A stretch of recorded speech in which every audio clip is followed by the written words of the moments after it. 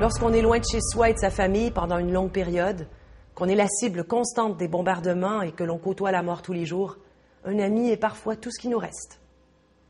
On était comme une petite gang. La petite gang, c'est nous autres. Là. On se connaissait tous. On savait ce que l'autre était capable de faire. On savait ce que l'autre était capable de faire. Puis on savait bien que ça marchait. Et puis on était des bons camarades. Puis on essayait de s'aider entre nous autres. Puis avoir du plaisir, du sourire, puis ces affaires-là. Tu sais, il n'avait que... On m'a dit comme ça, il y avait le moral pas mal bas, mais on essayait de lui montrer le moral. On avait un gars, un petit bonhomme de Terre-Neuve. Et puis il était réellement comique. Ce gars-là, s'il a été dans la télévision, il aurait gagné sa vie. Alors, quand t'as sur tout, là, tout le monde t'a réveillé, tout le monde. C'était ennuyant. Il ne faudra pas faire de bruit ni parler rien. Mais lui, il ne pouvait pas s'empêcher, il faisait des farces. Puis des bonnes farces, c'est pas des farces sales, rien, mais il faisait rire, il avait tout de tourner, tout en riant. Alors, un gars comme ça valait une mine d'or. On avait le droit à une bière par jour en Corée, qui nous était donnée. Une bière par jour. C'était de la bière japonaise. Le truck en ration, là, tu sais, il rentre, puis il a fait un feu, puis il était pris là-dedans, tu sais, dans le feu. Les gars criaient « Sauvez la bière, laissez faire le truck! Sauvez la bière, laissez faire le truck! » Derrière le truck, sauve la bière! Fait que ce qu'on faisait, nous, on s'achetait quelques bouteilles de bière. Les gars qui n'en prenaient pas, on leur donnait une pièce, on avait de l'argent, ce qu'on appelle de l'argent militaire, de l'argent script. On donnait une pièce pour une grosse bouteille de bière.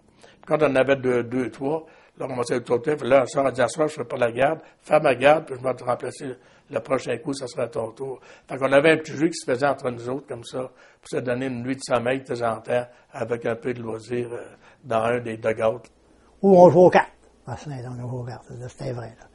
On joue aux cartes. Il y a quelque chose qu'on pouvait faire, tu sais, que de dire se désennuyer entre nous autres, hein. Christmas Day. Le jour de Noël, on cessait toute activité. On écoutait des airs de Noël à la radio sans fil et sur nos systèmes. On pouvait entendre de la musique de Noël sur la ligne de front, de sorte qu'on aurait dit que tout était calme. Je me souviens d'un moment en particulier où la lune était éclatante. Je me rappelle qu'à minuit, le jour de Noël, il faisait aussi clair que parce qu'il avait envoyé des avions avec des flares, des flares avec des parachutes, là. Puis ça brûle à peu près 10 minutes. Il a envoyé ça en série au-dessus des positions. Puis après ça, il avait commencé à tirer des bombes phosphore, mais différentes couleurs, bleu, rouge, jaune. Le fait que ce soit Noël, on se sentait bien. Au moins, on se battait pas. Au moins, on avait la paix ce jour-là. On allait en congé au Japon. Ils appelaient ça R&R, hein? Rest and Recuperation. Là, au Japon, mon homme, on courait femme, espèce, on prenait un coup, puis on avait du fun. OK, là? On avait de l'argent d'abord, on n'avait pas dépensé. C'est là que ça marchait. On a un coup au hockey contre les Australiens. Je pense qu'on les a battus 100 €. Ils ne savaient pas patiner.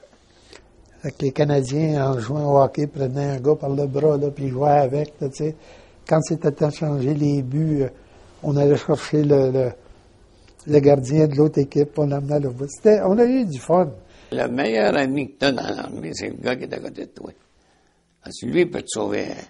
Puis quand même, ça serait le gars que tu haïrais le plus sur une ligne de feu ou sur un front que tu le respectes.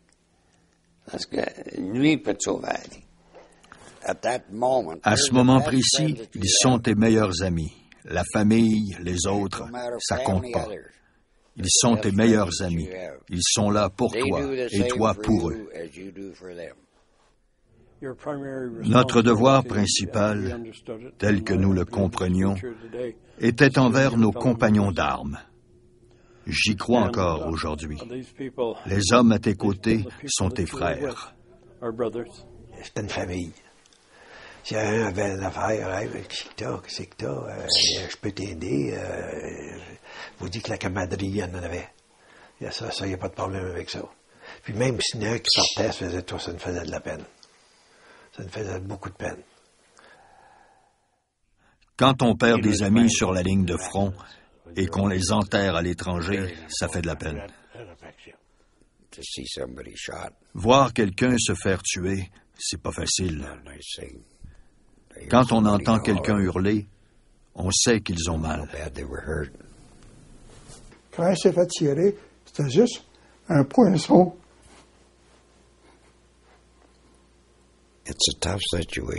C'est difficile de perdre un camarade, un bon camarade. À ce jour, j'ai plus de sentiments pour mes camarades que pour ma propre famille. Ces types-là sont davantage mes frères que mes frères biologiques. Je ne sais pas si vous pouvez comprendre, mais c'est comme ça.